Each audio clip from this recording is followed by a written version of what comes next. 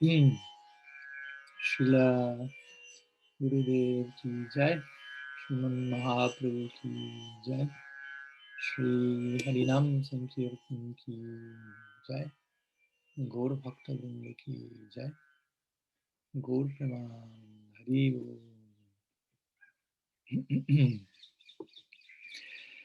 So,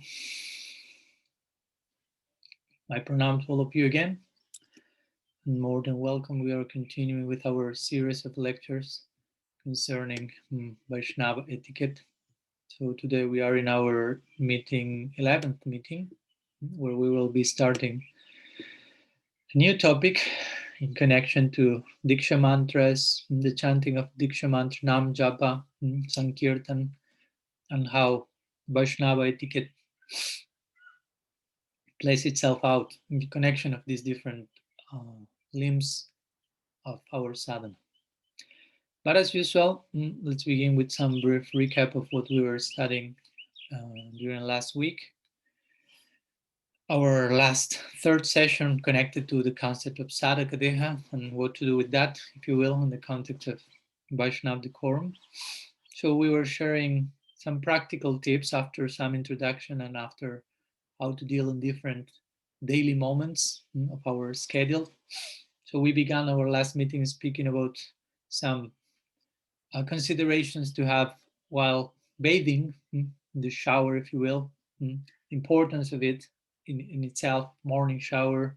We share some ideas regarding toothbrushing, and also we try to understand some scriptural statements that may sound a little bit too extreme coming from different books like Hari Bhakti Vilas, and how to understand them properly according to time, place, and circumstance, how to apply that to our present condition situation nowadays.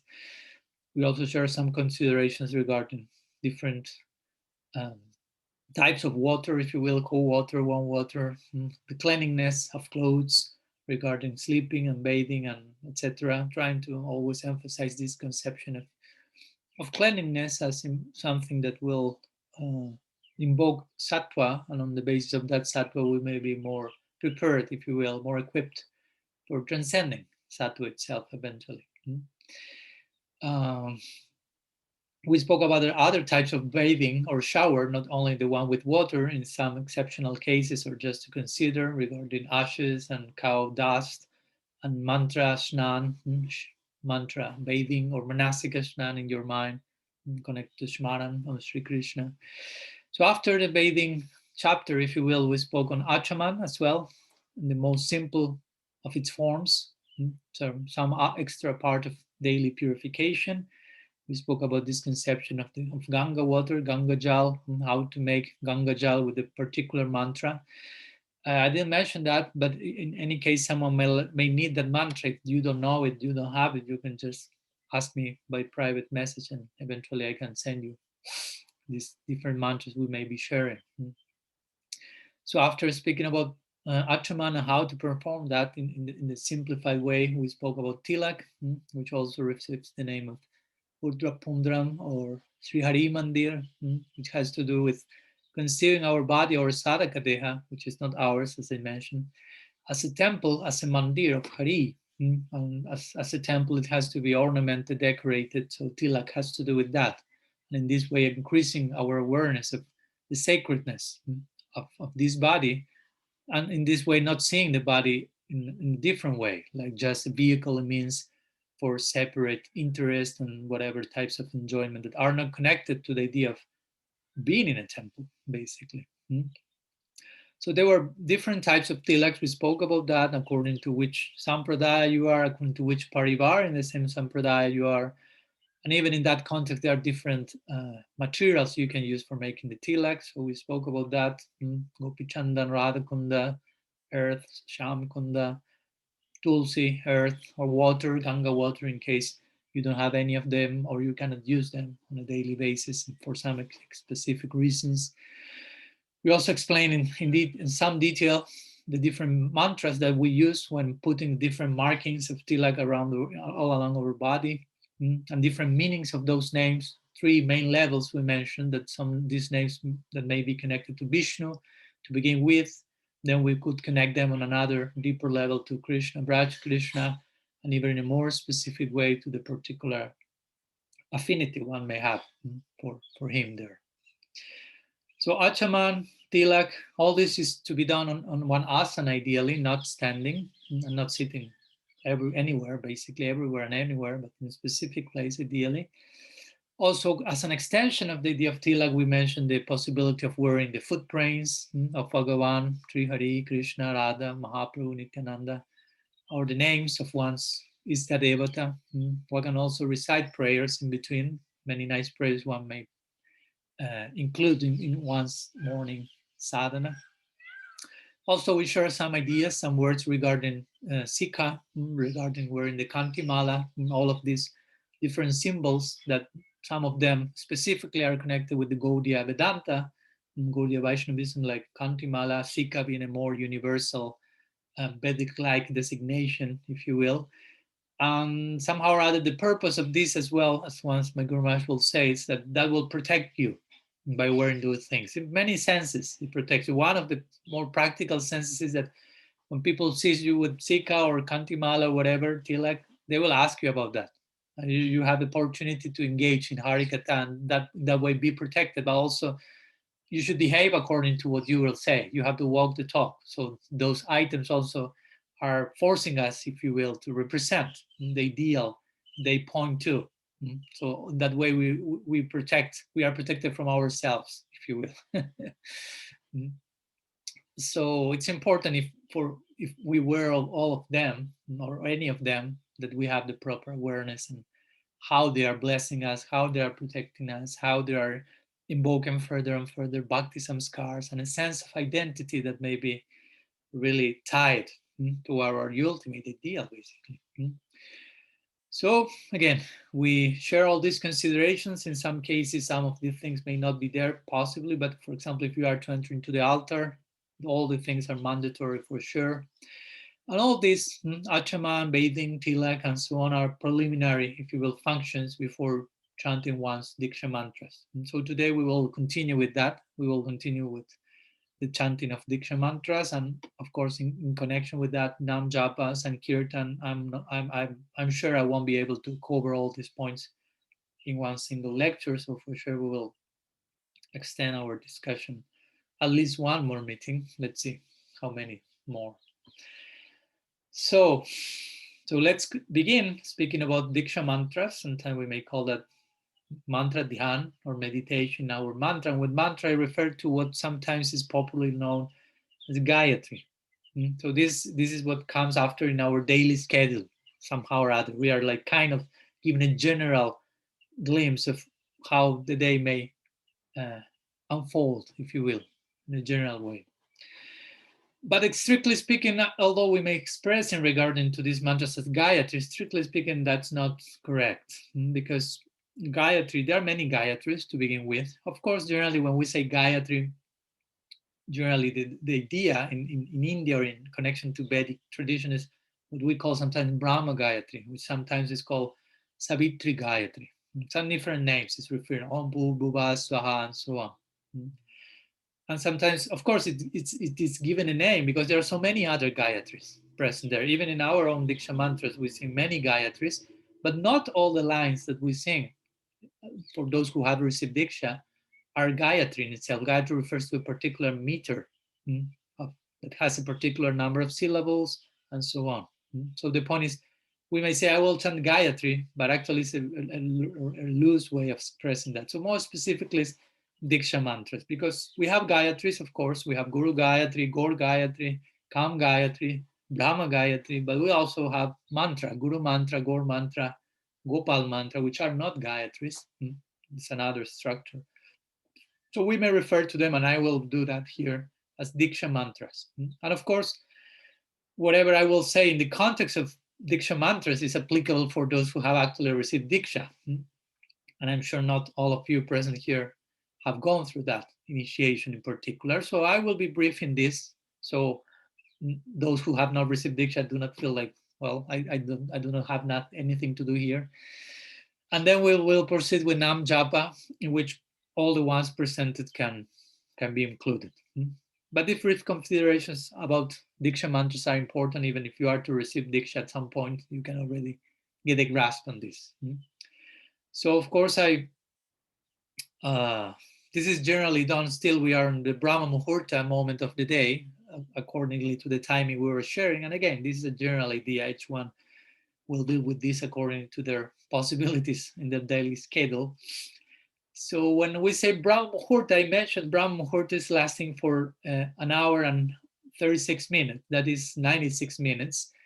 But it's important to note, and I think I didn't, so excuse me for that, that one Muhurta doesn't last for 96 minutes, but half of that. One Muhurta lasts for 48 minutes. So when we speak of Brahma Muhurta, we are speaking about two Muhurtas in one. That specific moment of the day is sometimes called Arunodaya, which has to do with the previous moment to the sunrise.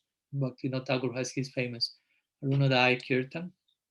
So actually, Brahma Muhurta are two Muhurtas put together, but sometimes it's called as one because of that specific period called Brahma Muhurta. But every Muhurta lasts for 48 minutes, strictly speaking.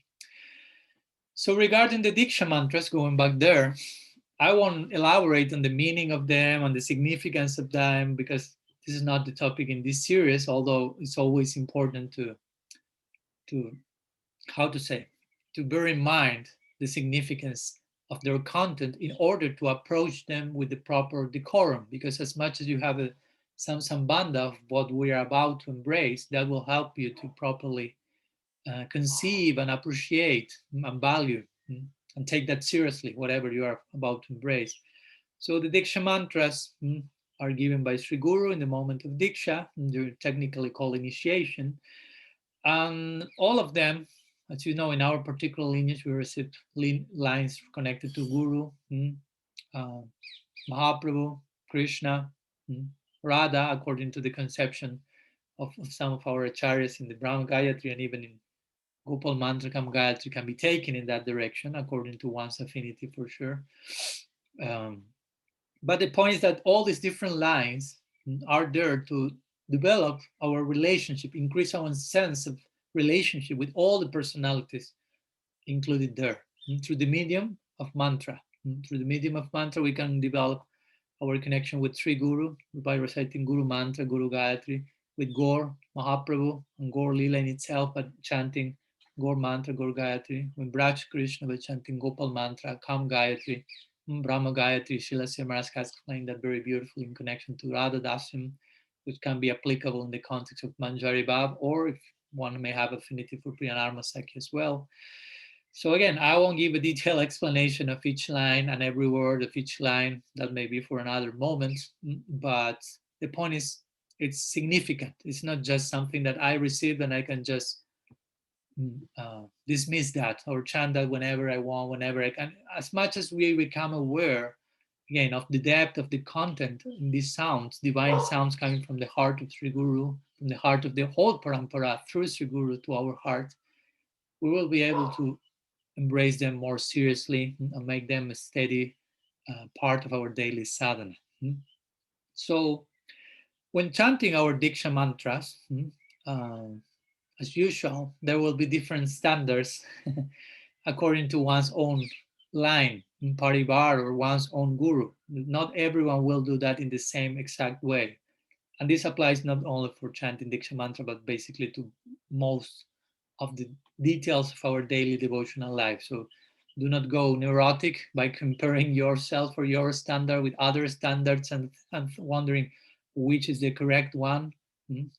There's place for many of them being correct, maybe most of them, and so on. So, and how to chant them, different, for example, to give you some examples. For example, I have some close friends who are disciples of Srila Bhakti Pramod Puri Maharaj, and part of their standard were chanting the Diksha mantras is that after each line, or at least two lines, the mantra and the corresponding Gayatri, they offer Dandavat Pranam to the particular object of that mantra and they continue chanting, or maybe some of them they chant almost like an hour of different prayers before chanting the Diksha mantras, at least in the morning, this happening. Or there are some other lines where they will chant the Diksha mantras once a day during Brahma Muhurta, or twice a day, during the when the sun is rising and when the sun is, um, how do you say, setting, twice a day or thrice a day in the three sandhyams. Sandhyams means like junctures, where the day, just when this is about to become day, just full midday, and when the sun is setting. In those 3 moments of the day, that's mainly our particular lineage standard. Or some other lines would do, they do won't sing all the different lines we sing. Some will sing some other ones, some more or less. Some will sing only Gopal mantra, which is the main Diksha mantra. Some of them may sing Gopal mantra as well, not only as Diksha mantra with the fingers as we used to do, but also with in Japa, with Japa Mal, they may sing a whole round of Gopal mantra. There are different standards, different considerations, and Guru will instruct each disciple accordingly. So whatever your guru has instructed you, that's what you have to do basically. That's a way of simplifying all this and really getting focused in a particular way of doing the things. So when chanting the Diksha mantra, Hari Bhakti Vilas mentioned that one should face eastern direction ideally, or the altar. Of course, if you have an altar, you should face the altar. Ideally, the altar should be in the eastern direction, but who knows? Sometimes it may not happen. So if you have altar and eastern direction and the altar is not in the eastern direction, you go to the altar, I will say. You should sit on an asana again after going through the bathing, the achaman, the tilak. Again, all these things won't take that much time. Maybe I'm explaining them in hours and hours and lectures, but as we mentioned last lecture, that won't take that much time. Achaman and tilak may take 5 minutes, 10 minutes. Bathing can take 5 minutes as well if you want. And if you recite some other mantras, and the recitation of the Diksha mantras may take between 5 and 10 minutes, something like that. So for those who wear upavita, I refer, when I say upavita, I mean what sometimes is called the sacred thread, or this thread of sacrifice thread, because it implies sacrifice of our ego beyond Brahminical considerations and things like this. Not necessarily everyone wears a thread. My Guru Maharaj generally is not used to give thread when he gives Diksha. I was already wearing thread from before, so he considered I may keep it and meditate on how one will use thread eternally as a Brahmin Kishore in Nitya Navadip, in Gaur Lila in eternity. So it's a secondary detail. But if you have an upavita, which is in the case of the males, you should roll it 3 times around your right thumb. No, 1, 2, 3. I mean, if you have Diksha, you should know these things. And you keep your hand approximately on the navel, that for chanting. With or without upavita. Generally, we chant on that part of the body. Our hands are there, like covered. We chant with the right hand, and the left hand will cover that. Sometimes I've heard that they mention chanting the morning Gayatri in that part, the middle Gayatri at the heart, and the afternoon Gayatri here. But generally, we do it always in that part. So the Diksha mantras will be invoked mentally, are not chanted uh, with loud voice, basically, are not bachika, they're not expressed through the mouth, but are more manasika, not even upamsu generally. Sometimes that may help to some to just whisper them. Upamsu is called a type of chanting, but generally it's manasika, mental chanting, with closed eyes and trying to meditate on the meaning of each line, trying to hear mentally the sound of each mantra and each gayatri. So again, for those who already have Diksha, you should know how to count them. You will count them in the phalanxes of the fingers going in this direction. There are 10 times each line. And after you go to the next line, and after you go to the next line. In some other lines, for example, Srila Siddhar Maharaj, if I'm not mistaken, they used to chant 12 lines, completing the whole phalanxes of the finger, these two also. But again, these are details that each guru will establish, and we should not over absolutize them, if you will. So now, regarding chanting the Diksha mantras thrice a day, 3 times a day, if that's the case, if the guru has instructed the disciple to chant Diksha mantras 3 times a day, sometimes I've seen devotees who are chanting these 3 sets of Diksha mantras, all of them in the morning. So they finish all the different lines of the first set of mantras, and they go to the midday, if you will, Diksha mantra, but chant in the morning, and in the evening chant in the morning, because they find it easier to do that doing along the rest of the day. In midday, they may be doing something, and even in the afternoon. And while I understand that in some extreme situation that you are sure you won't be able at all to stop and do that, I think it's interesting to try to do that as best as you can, to try to chant these Diksha mantras in the specific moments of the day, which again, in the morning is like we already mentioned, ideally Brahma Muhurta before the sunrise, or maybe a little later, but in the morning, in between 5 and 6, 7, 8, 9, in that period, but ideally Brahma Muhurta. The other one will be in midday between 12 and let's say 2. The other one will be in the afternoon, evening between let's say 6 and 8 or something. According to the place and the play, so many considerations, but that's a general idea. But my point is, it's important that you stop doing whatever you are doing to chant the Diksha mantras these 3 moments of the day, especially midday and evening when you are maybe doing something else. As my Guru Maharaj will say, it's important to stop whatever you are doing during those moments to think about why you are doing those things. In big part, that's the purpose of stopping whatever you are doing and just focus on Guru, Vaishnava, Mahaprabhu, Radha Krishna. Be reminded of yourself, why I'm doing all this, why I'm working, why I'm in the middle of these dynamics in my daily life. This is the converging point. So that creates a very re-established focus along the day. Of course, that's not the only purpose of Diksha mantras, not just to remain focused on some level, but that's an important aspect. That reminds me of the Muslim sadhana. They have like 5 times a day. They have these daily prayers where they really stop everything they're doing. And they go to the floor, they put their little carpet, and they offer their prayers for some minutes and continue. And that's 5 times a day. We are, in that sense, a little bit more generous, 3 times a day only. So it's important, of course, a little bit longer, but it's important to stop if you can. Again, if it's not possible, that's another thing, but try to adjust in order to remain focused along the day. Starting the day, right in the mix of the day, daily dynamics, and just when we are getting the closing of our daily schedule. So during the chanting of the mantras, ideally, we should be seated on an asana in a very calm way. We are going into the morning chanting, but it may apply ideally to the other 2 times. Try not to move excessively. Try to not start to accommodate your neck, and because sometimes I've seen that. Sometimes Diksha mantra is time is the moment for doing all those stuff, and that actually shows that the mind is not quiet. No, you need to move here and there, and you start to move the hands and the legs and the neck, and try not to touch your bodily parts while you are doing that, whatever, especially not the mouth, not the nose, not the feet, not your private parts.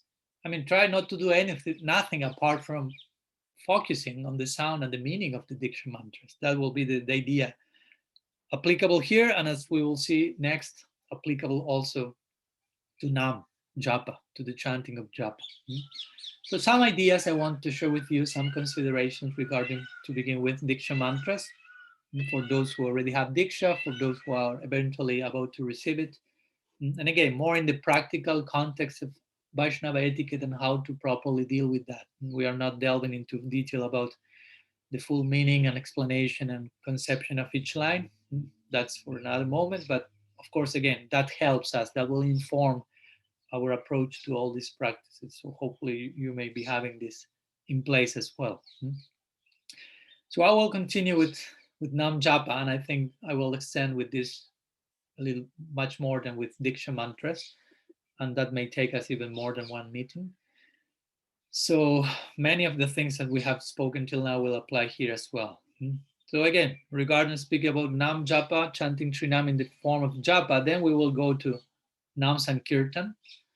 Again, it will help a lot to us to know about the glories of Srinam. We already are informed about that, but we are never enough informed. We can always be more informed and nourished by hearing about Nam Mahima, the glories of Harinam Prabhu. So in one sense, there is no need to speak about the glories of Srinam. We already have very clear which is the position of Nam in our particular tradition, which is called sometimes Nam Dharma, which is not a religion where the chanting of God's names is an important part, but it's the religion in itself. And all the other things are parts that revolve around Nam, the chanting. And so that's a very important focus that Mahaprabhu have put in chanting of Sri Nam. So in one sense, we may say there's no need to speak about that, but at the same time, there is full need. But we have no time again here to enter into details about Nam. We have already spoken on many series about these Japa retreats or whatever other tip-top meetings. So I have full confidence that each one of you will be very correctly, properly continuing informing and nourishing your Nam Sambandha, if you will, the conceptual orientation towards understanding who is Sri Nam, that of course, as Mahaprabhu will say, Tamal Shamalat, you see, and so on. Mahaprabhu is the Nam, he says Sri Nam is non-different from Sri Jashodastananda, yeah, Krishna Nam Narudiriti, and so on. So he says Sri Nam is non-different from a tamal tree, dark like a tamal tree. He's Krishna. He's the one who is sucking the breast of Yashoda. All scripture are establishing that. So the point is Abhinatvam Namanami. Sri Nam is non-different from Hari, from the Nami, from the one who is named.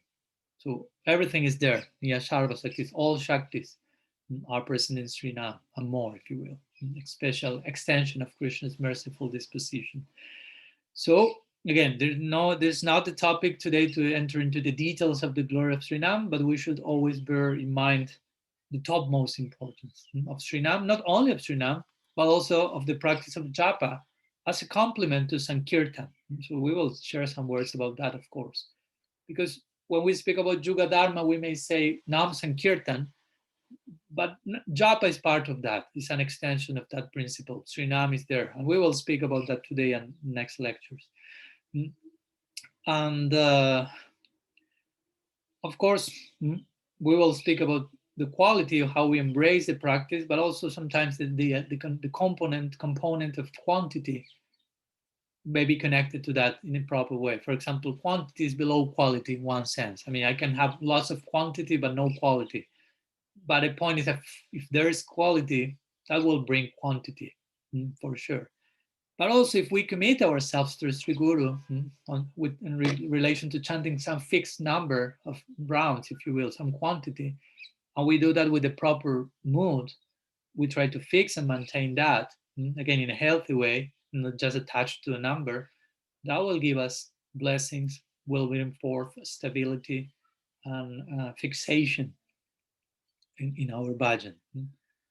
So this is an important point that I consider to take, and I appreciate how my Guru Maharaj approaches this. When he's giving Harinam to someone, he will ask, which is the number you promised today? Which is your vow? How many rounds will you chant? He's not imposing a particular number that is absolute for everyone, which I understand that it may be done as Srila Prabhupada did in ISKCON, but he started putting another number, as you know. He first suggested you can chant a lakh, then the devotees say, no way, basically. So he say half a lakh, and they say still no way. So okay, 16 rounds. And he felt that's working, so we can maintain that. But of course, in time, in some cases, I remember one lady disciple of him said, I cannot finish my 16 rounds. And she was really tortured by that, feeling I'm totally failing my guru. And he said, but you had a baby recently, right? Say yes. So she said that those are your rounds now. Like implying you try to chant, of course, but also be realistic with the dynamic. So there will be adjustments. And of course, in time, you can chant even more than 16. It's not that you have only to chant 16. If you chant less, you are a sinner. If you chant more, you are a sinner. If you chant 15, you are a sinner. If you chant 17, you are a sinner. 16, you are a saintly person. It's not like that. So be very careful with those structures. And actually, quality is the most important thing. I know, for example, great Vaishnavas, like, for example, Haridas Shastri. He was quite renowned and appreciated in the Gaudiya community. And he, during initiation, he said to the disciples, of course, depending each case, but in some cases, he said, at least chant 1 round per day, but chant it properly. And he made a special emphasis on the chanting properly, to the point that you will not feel only one round. You follow? Because if I tell you chant only one round, you say, oh, only one round, that's easy. But if you just make a special emphasis, but do it really nicely and properly, the whole round, there you will start to tremble. Maybe you will find that's more difficult than chanting 16 rounds in a mediocre way, if you will. Even to put it more strictly, what does it mean to chant nicely and perfectly? Even one beat, what to speak of one round, trying to chant one beat fully. Try to give yourself fully to Srinam in one beat. After that, we can speak about two beats. After that, we can speak about one round. After that, we can speak about more and more. So that's important way of considering our chanting, because very subtly we may get attached to counting rather than chanting. So I prefer one round perfectly nicely chanted as 60 rounds chanted in a really mechanical way, superficial way, whatever way. And of course, 16 rounds nicely chanted, that's very nice, and even more. Each one will have to see where one fits. So how to chant? That's something we will try to speak. How to chant, and as usual, something that may help us in order to conceive how to chant. And we have spoken about that in one of the Japa retreats, I think last year. One of the first most effective ways of describing how to do something is describing how not to do that. We will resort to that in direct language. And so how not to chant japa. I remember we shared some video about that. And this may seem obvious, but sometimes the most obvious thing are those things that we really do not pay too much attention, because they are too obvious. So they have become part of our maybe daily life as well. So you shouldn't be chanting japa while you are, for example, driving your car. You shouldn't be chanting japa where you are checking your cell phone, replying WhatsApp messages. You should not be chanting japa or scrolling down in social media. You shouldn't be chanting japa where you are speaking with other people and having some sort of chit chat and social japa or something like that. You shouldn't be chanting japa while eating. You shouldn't be chanting japa while reading a book, a shastra. You shouldn't be chanting japa while being in a class. You are supposed to be hearing harikatha, not two things at the same time. Your mind cannot do that, cannot manage that. You shouldn't be chanting japa while being in a kirtan. Some of them may sound obvious and even embarrassing, but that can happen. I mean, the whole conclusion is you should not be chanting japa while doing anything else. If you are doing something else, well, so you are doing something else, you are not chanting japa. The point is, you should give your full attention, your full energy, your full presence. You should be in the present moment and honor properly the visit. Host, be a proper host for these guests that are coming, Sri Radha Krishna in the form of Sri Nam, if you will. So again, this is basic, but in practice, we should try to do that. And we know, I won't go into the details of that. Of course, the mind will want to go somewhere else, will be distracted because we missed purpose in what we are doing. So we will have to go back to the chanting, to hear attentively, and to concentrate on the sound, concentrate on what we are doing at that present moment. We can only have an experience in the present moment. And that's a sattvic disposition. Again, you have sattva to begin with, what to speak of Visuddha sattva. If your mind is running to the future and what will happen there, and maybe some anxiety and fear about what will happen, that's Rajaguna. Your mind is running to the past, nostalgia, and trying to bring to the present something that already is gone, that's Tamasic disposition. So to remain in the present moment and welcome whatever has to come at that present moment, to be attentive, to be aware of what's going on, that's Sattvic. To begin with, again, and from that, if we really are in touch with Sri Nam, that will take us even beyond Sattva. So try to be there in the moment. And of course, that will be a struggle, and you have to make some effort to concentrate, to pay attention, to pray for mercy. That's what chanting is about. It's not supposed that you will be sit and everything will flow automatically with full spontaneous attachment to Sri Nam. I mean, if that happens, great. You have been practicing a lot in previous lifetimes. But in the beginning, there may be some struggle. And as much as we get accustomed to these bad habits that I mentioned before, of course, the more difficult will be to chant properly. So we should do some proper research in our own hearts how we are conceiving, dealing with that. Because again, chanting Sri Nam is receiving Sri Sri Radha and Krishna in our life. They are coming, they are knocking on our door. So we should be properly good hosts again. Sometimes devotees have mentioned this idea of chanting with Prabhupada's audio in the back, chanting japa, or some other audio of some devotee chanting japa.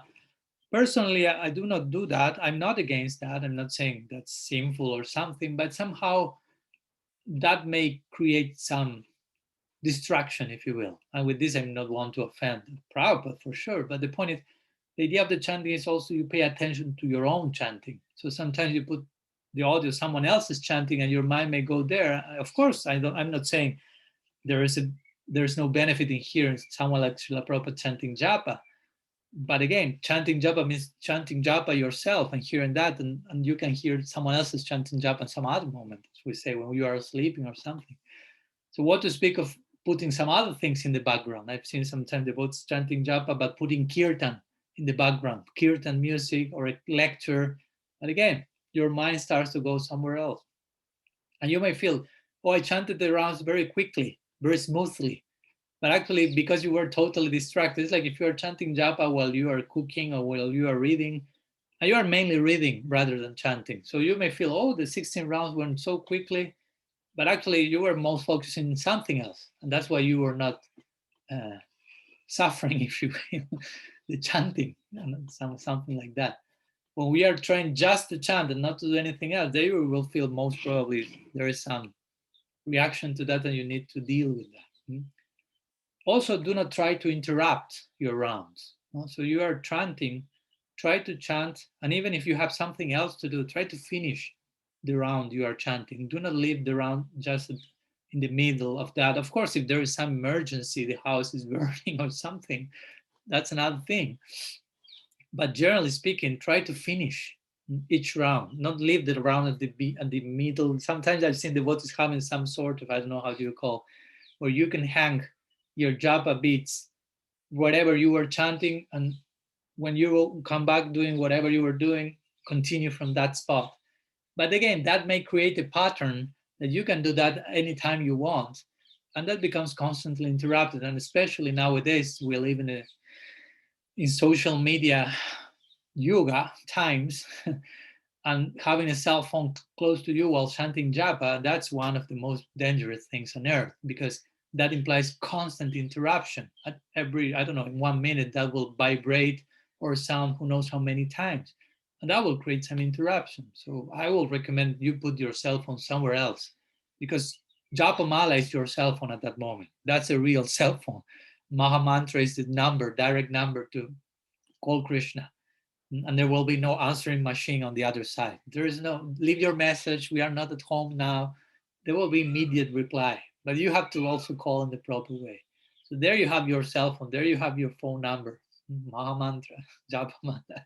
Put all the other numbers and cell phones somewhere else at that moment, because if not, there will be constant interruption, and that may create, again, unhealthy patterns that will really affect your concentration. Our concentration is already affected.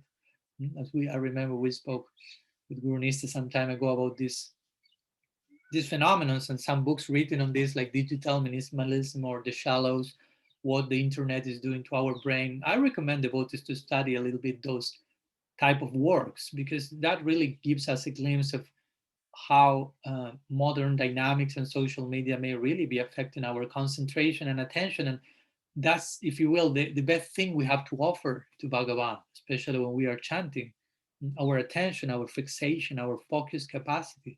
So we should be very careful about dealing with social media in such a way that is not affecting that in a heavy way, because there's no limit to how much that can affect our concentration. So we should be careful with this.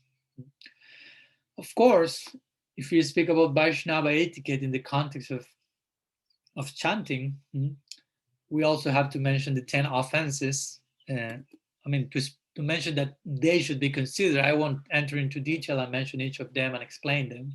But there are main 10 offenses, Nama-parat called, mentioned in the Puranas, that we should avoid. That has to do with not to engage in uh, offense toward Guru, Vaishnava, Shastra, not take the holy name in vain, do not think that whatever the scripture is saying is an exaggeration, do not sin on the strength of chanting, not to give the whole name to those devoid of faith, and so on.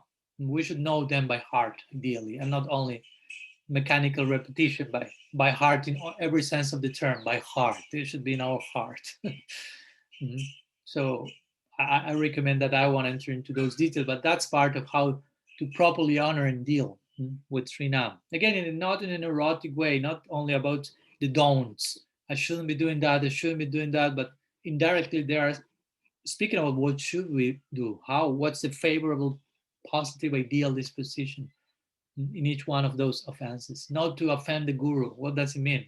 Vishrambena Guru Seva, serve him with love and affection and confidence, and so on. So, what else? We have some more minutes. In connection to the offenses, I would like to at least mention something that I have already mentioning, which has to do with pramada. Pramada means pramada japa in this case will be like inattentive chanting. Pramada means inattentiveness. So although it's not officially in the official list of 10 aparats, sometimes it's included in the last one, because it is an offense. The 10th offense is to be bereft of love for Srinam despite having heard its glories. So the point is, try to go through the implications of that. You heard the glories of Srinam, you understand the tattva of Srinam, what is Srinam, who is Srinam, all that is included there, how it's approaching us in such a generous way. And if despite all that generous dispensation, we do not make our best attempt, our best effort to properly reciprocate, to properly return the embrace, and we really allow ourselves to inattentiveness, and we know that, and we do not pay too much attention, do not care, that will fall into the category of aparat. Bhaktivinoda Thakur makes special emphasis on this inattentiveness. He even said, that's the root cause of all the other aparats. And it's so subtle, because you can really, again, develop an habit of that. Create some scars in that connection of inattentiveness, create the whole habit, and for you eventually chanting japa will be basically that, engage in inattentiveness. That may be a synonym. Chanting japa will be synonym of doing something else while chanting japa. And that's not the idea, but unfortunately this practice of pramada japa, inattentive japa, is widespread. Different groups. I've seen many devotees who all get accustomed to chant japa at any moment, in any way, like with the idea we should be chanting at every moment and continuously, but that also creates this type of patterns. They will be chanting while driving, as I say, while walking, while cooking, while sleeping, while eating, and somehow or other the real chant, the real attentiveness, they will be even more attached to quantity. They may do that also in order to reach the daily quota, if you will. So they will consider, again, quantity more important than quality. At any cost, they will want to finish their daily quota. And my point is, at the end of your life, nobody will ask you how many rounds did you chant it.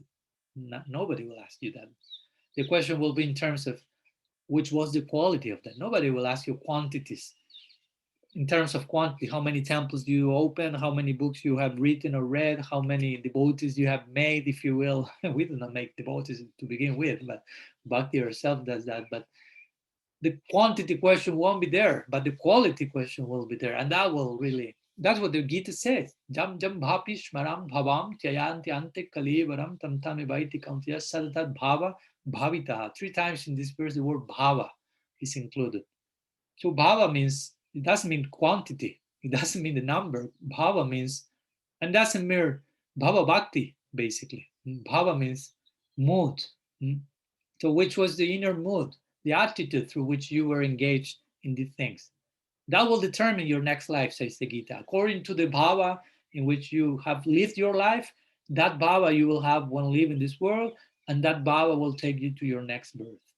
So all is in terms of bhava, of a particular, and with this again, I do not refer to bhava bhakti, but to having a particular mood that will create a particular destiny.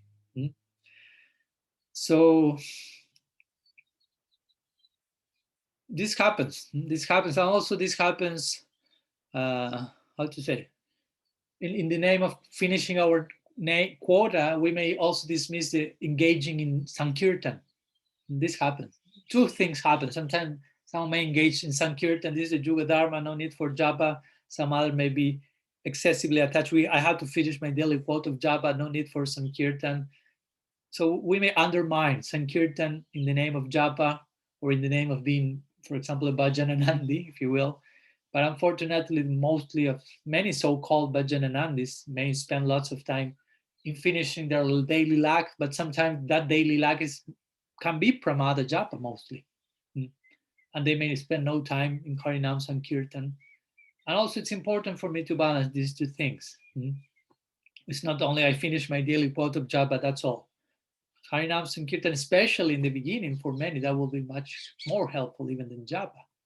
Bhaktivinoda Thakur said that if it's too difficult for you to engage in japa, of course you shouldn't dismiss that altogether too easily, but you should understand. You may complement that with further doses of Harinam Sankirtan, which may capture your mind and attention more easily and purify your heart in order to engage more and more than in japa. And for many of us, half an hour of a rip-roaring kirtan, if you will, not a rajasic one, but a deep, intensely, emotionally intensive kirtan, will create a greater effect than 8 hours of japa, maybe. So we should be honest about that. But honest means everything. Honest from tip to toe. Honest doesn't mean, yes, for me, kirtan is easier than japa, so I stopped chanting japa altogether. That's not honesty. But honesty means, yes, I need Sankirtan will be really helpful in order for me to chant japa better. I won't leave japa altogether, but maybe I'm trying to chant more than I can, 64 or whatever number, and I'm reaching the number, but I don't feel I'm doing that from the proper way. So I may adjust that and complement that with Sankirtan according to my guru's instruction, guidance. All those things can be spoken about and adjusted and readjusted according to one's situation in life. So I think it's important. Sankirtan is not the topic yet, but some mentioning that in connection to how, again, in the name of japa we can, or in the name of being a Bhajanananda, you can dismiss Sankirtan altogether and not engage even in proper japa even. So again, to chant japa properly means to be, I like this idea, to increase our hosting capacity. Hosting capacity, because Srinam is coming as a guest. Atiti Devo Bhavam says in the Indian culture, a guest, especially an uninvited guest, is to be treated as God. So what to speak if God himself is the guest? How he should be treated. And you are inviting him. So try to make sense of that. An uninvited guest should be treated as God. Try to get the point. Then what to speak if the guest is God, is actually God, not as God, is God himself. He is the ultimate form. And what to speak if I myself, I inviting him to come? How should I behave? It's like if you come to my house, okay, you were unexpected, I was not prepared for that, but if I'm inviting you, I mean, it is supposed that I should be ready to receive you in some way. So that's what's going on in japa. Let's give another example. Suppose that the Srila Gurudev, your Guru Maharaj, is coming to visit you in your house. And he enters and you are watching TV. Hopefully not, but I'm giving some unbecoming scenario. So you are watching TV, and maybe you see him and you say, Guru Maharaj, you can sit. Look, the program is really, really exciting. And you say your wife, please offer a glass of milk, of water to Gurudev. And you continue watching that, and occasionally you say something to him, and you are half listening to him, but at the same time you continue watching TV. That's the main engagement at that. That will be certainly offensive. I mean, we laugh about that, but the point is sometimes we are doing that with japa. So the point is some attention in this example may have been given to Sri Guru, but this is shared.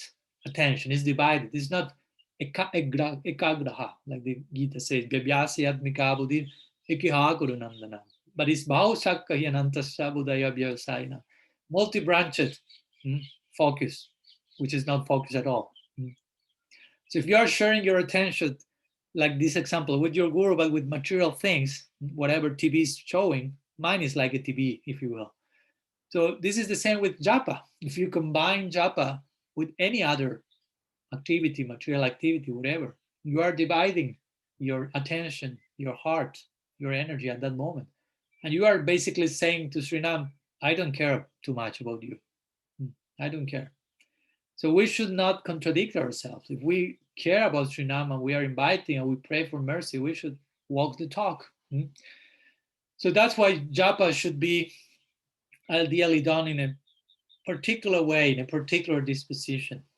For example, we have some minutes yet. Ideally, japa should be performed while sitting down, maybe in Padmasana and lotus position for those who can do so, at least for a while.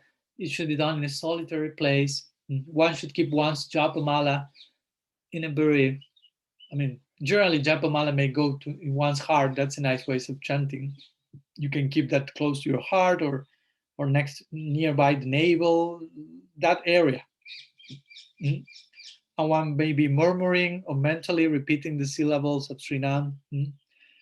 One shouldn't be should not do, for example, a public show of chanting japa, if you will. I've seen that sometimes. People walking and chanting and basically saying, look how much I chant. I'm all day chanting and look how many of the little beats I passed, the ones that you count, the rounds you have chanted. But generally japa is, you will chant japa privately. It's a private way of chanting. Sankirtana is, of course, another expression of chanting where you externalize your emotion. And japa is more internal.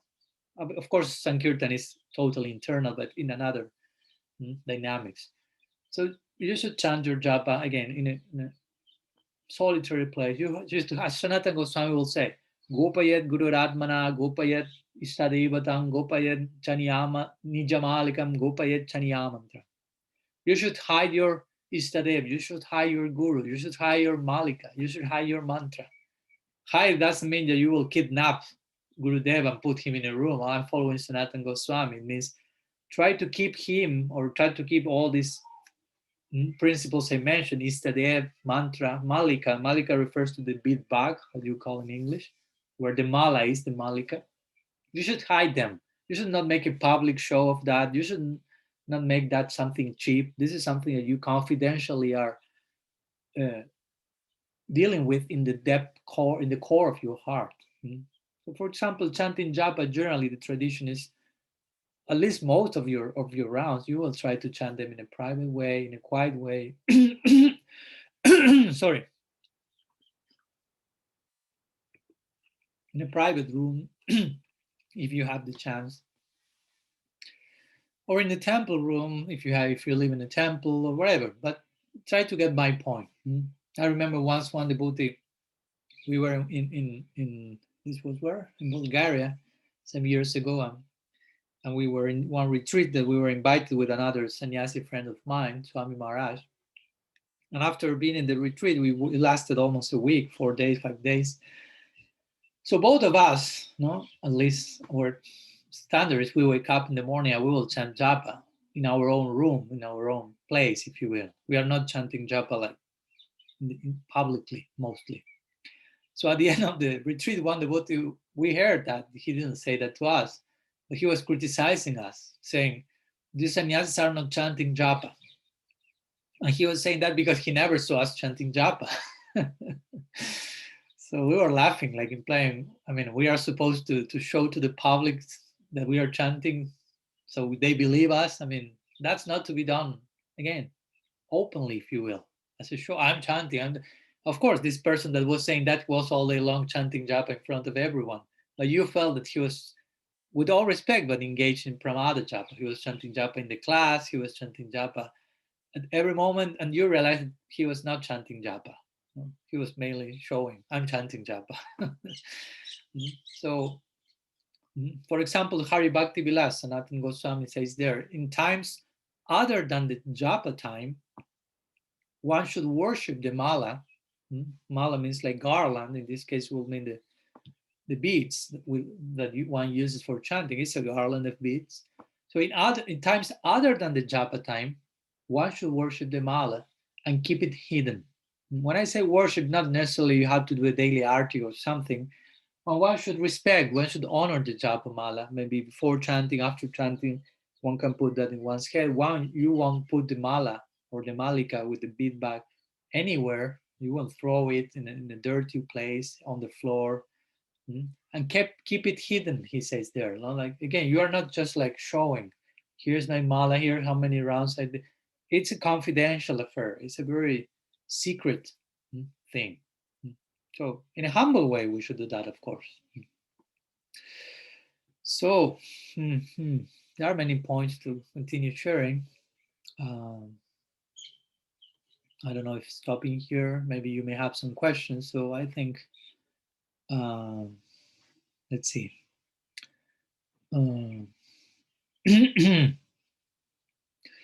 Yeah.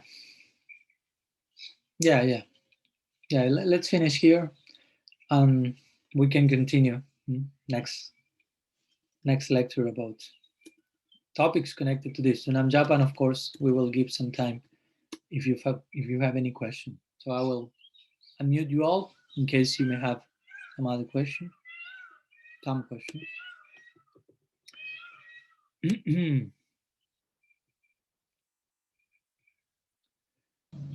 So there you are allowed. Maharaj, I have a question. Mahara.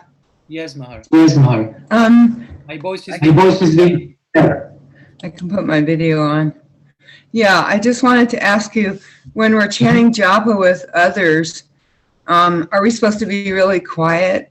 Because you were saying how it's not good to have, well, I mean, I don't have Prabhupada playing, but you were mentioning that it could be distracting. So what about when we chant with other devotees? Are we supposed to be really quiet? What do you mean by quiet? Well, a lot of the Sangha chants and you don't even know they're chanting. And we've always, with Prabhupada, we were always chanting pretty, like, not loud, but more, kind of like as if we're talking almost. So, I didn't know what you thought about that. Yeah, I'm muting you because my voice is here and there. And well, I plan to speak about that next lecture. So I may say something now, but I plan to speak further more about this. This was just like an introduction to Nama-japa. There are many other considerations that we may share next Thursday, but I know that also there have been some standards that have been kind of established during Srila Prabhupada's time, and I think he also kind of allowed that in the beginning, so the devotees may get connected, but they're not so much part of the traditional way of doing those things. And for example, I don't know, during Prabhupada time, you may have this idea of the japa walk. But strictly speaking, according to, I will share some quotes from Haribhakti Vilas, according to that, you are not supposed to be walking all together while chanting japa. So what to speak of a japa walk, of creating a whole event in connection to that. And with this, I'm not saying if you are walking, there's no chanting at all, you are totally sinful. I myself sometimes chant a few of my rounds walking in the afternoon because I need to walk, and sometimes I don't have time during the day to walk and chant and all that separately. But I try to chant most of my rounds while being sitting. So, and also I know that this was part of, I don't know, also chanting with all other devotees in one room, or even chanting all at unison, you say, like one round all together at the same time. All the things are actually not mentioned in scripture. So there were some nuanced expressions that take part in time, and of course, also the chanting in different volumes of voice. That's also mentioned in scripture. You can chant in loud voice. You can chant in more whispering way, and you can chant mentally. There are different ways of chanting, and that will depend according to one's own situation, adhikar, and necessity. I've seen devotees who get accustomed to chant rounds almost like running around the room. And I wouldn't say that's so healthy. I wouldn't say, well, yeah, you are accustomed to do that for sure. I'm sure some person may accustomed to that, but you may try to be a little bit more quiet, less rajasic, because I'm seeing about it almost like going like this in the room. I'm chanting like, "Ah," and to the point that they don't even are pronouncing properly the mantra. Even they are jumping on words and missing words. They are chanting some other mantra. So those things require some adjustment, because I mean sometimes we may be just mainly carried by the gunas at that moment. I'm not saying there's no benefit. I'm not saying black or white here. But we are here speaking about how to increase the quality of our chanting, the absorption, and that takes certain steps and adjustments. It's not just like magically I chant whatever I feel, and that will take me to the topmost level of chanting. Sometimes we may need to have some adjustments in that connection. So in this connection, I'm not again condemning or dismissing how devotees may be chanting, but sometimes some things have been established in time in more relative consideration. And in time, it's nice for you one to be open to reconsider some of those things. Which effect is that creating in me? Is that taking me to further introspection? And again, there are adjustments. If there's some person who has a problem in their legs, they cannot sit in Padmasana, I won't be saying, you do it anyway. No, I mean, there are so many relative and specific cases. But the general idea is try to absorb in what you are doing, try to not do something else simultaneously, try to focus your mind. And how will you do that? Okay, that will may take different forms, and something may help more for one devotee than for other according to their stage. But maybe in another stage, that thing that helped me in the beginning is not that helpful now, so I may be open to reconsider. So again, there is place for some things, of course, not for anything that the one may create in one's own mind regarding chanting, but there can be some flexible context and parameters depending each one's case. So some ideas in that connection, but we will continue unfolding the topic in the next lecture for sure. So I hope that helps. I can't hear you. Okay, so, and then I also wanted to ask you, you mentioned, I think you mentioned in relation to people still devotees still chanting, but what about if we are cooking or cleaning or doing other things and we're just chanting along with that, but sometimes, we're not always concentrating on the holy name. Is that offensive? Well, it depends. I will turn you again, sorry. It depends again how you're chanting. I mean, I'm not saying you just, of course you won't be hopefully chanting japa while doing those things. You will be chanting the number of rounds you promised to your guru while doing those things, trying to get the quota. You may be chanting in kirtan, if you will, let's say, loud voice or reciting the mantra. It's okay, no problem. But at the same time, one should try to chant that as consciously as possible, because you can also make of that some background music only, if you will. No, like extending that idea to the example of the kirtan with Krishnadas Babaji. Sometimes the devotees wanted to record Krishnadas Babaji's kirtan, the famous disciple of Prabhupada Bhaktisiddhanta. And he asked, why you are recording my kirtan? Why do you want to record them? So we can hear them after, they say. I say, okay, but it's better than you yourself perform kirtan, he say. Like implying sometimes we can take japa or kirtan and just play them like background music, and that may not be the same as if we really understand I should be performing that, and I should be performing that from a particular way, in a particular mood. So yes, we can chant Harinam at every moment, but again, we should also be careful of not developing some pattern of just like parroting the name, because that can happen. So if we are parroting the name all along the day, maybe when we sit to chant japa, that pattern may come to haunting us, if you will. So we should be attentive to that, because that can happen. It's not just by repeating the syllables externally. Bhaktivinoda Thakur say that. How is the Bengali? Uh, well, I cannot recall the Bengali now, but he said the syllables may be sounding, but that's not necessarily Sri Nam. So the point is, it's not that just by parroting the sound, I'm guaranteed that I'm totally under the shelter of the Swarup Shakti, if you will. And that's promoting my progress. Maybe it may be better in some cases not to repeat the name in that way, mechanical or parroting, and maybe just be silent and thinking about something connected to your ideal and being introspective while cleaning, washing the dishes. And you may take more advantage, even though your lips were not saying Hare Krishna. So sometimes we have to go beyond the external form, because if not, we may have this idea. No, but I'm chanting at every moment, so I'm safe, I'm protected, I'm blessed. But what's going on inside? You can do it just lip chanting. No, so it's important to take care of.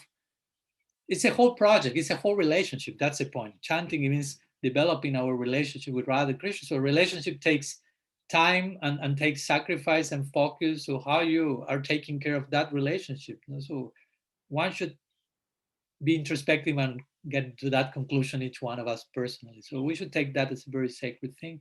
So again, one can repeat that nam in every moment, even in the shower, as we say the other day, but with a proper conception, with a proper attitude. If you feel that that's not happening and you are instead of that invoking a pattern of inattentiveness, you may put pause to that and try to create some other type of introspection and attentiveness that may nourish our chanting. So I hope that helps.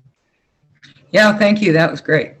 Okay, there is one question here in the chat by Tadas, so I'll continue with that one, and if there is any other, we continue then.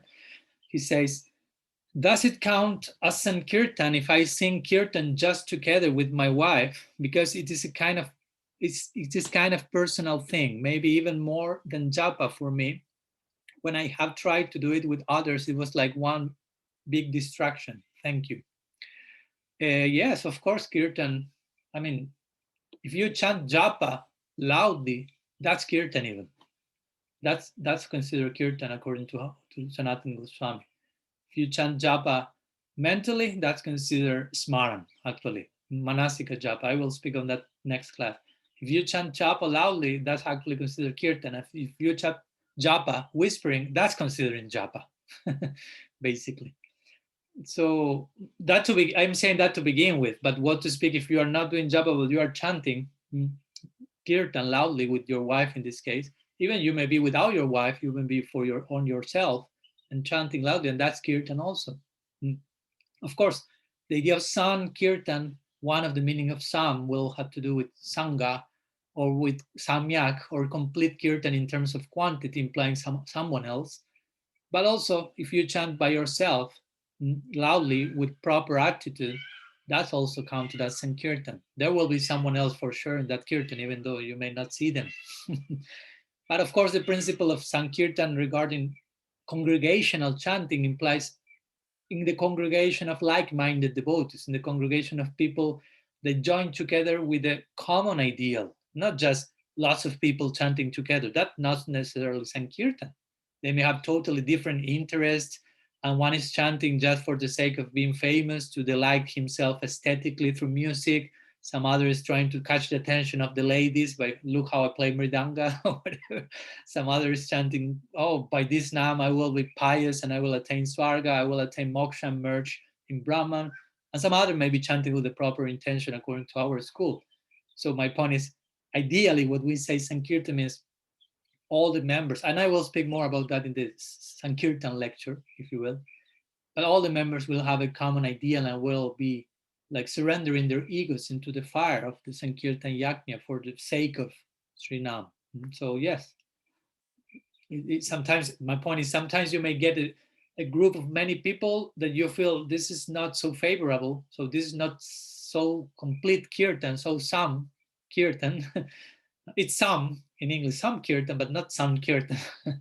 So you may find more favorable to chant by yourself or with some few selected number of people that you are like-minded and you feel this is much more substantial. That can happen for sure. So I hope that helps. Is there any other question before finishing? You can unmute yourself in that case.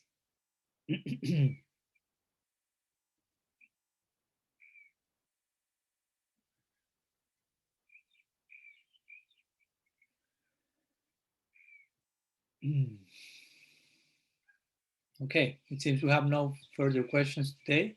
So I will finish here today's lecture and we will continue with our next meeting on Thursday. We are re-establishing the normal course of lectures. So thank you very much for your time. Srila Gurudev ki jai, Shriman Mahaprabhu ki jai, Shri Harinam Sankirtan ki jai, Gaur Bhakta Vrind ki jai, Gaur Premananda Haribo.